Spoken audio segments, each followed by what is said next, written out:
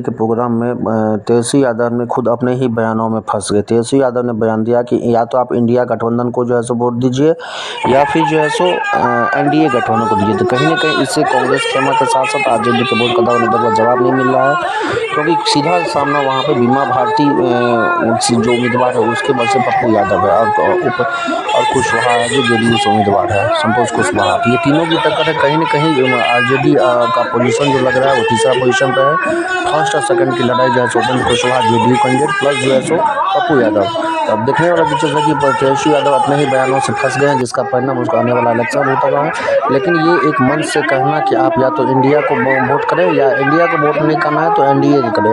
आगे देखने वाली है। द्वितीय चरण में पूर्णिया में इलेक्शन है, चरम सीमा पे पर डे यहाँ पे रैली हो रही है, मुकेश सहनी का हो या फिर जो है सो ये तेजस्वी यादव का हो। लेकिन एक भरी मन से इस प्रकार का अपील करना कहीं ना कहीं इसे लगता है कि आरजेडी खेमे में खलबली मच रही है। धन्यवाद।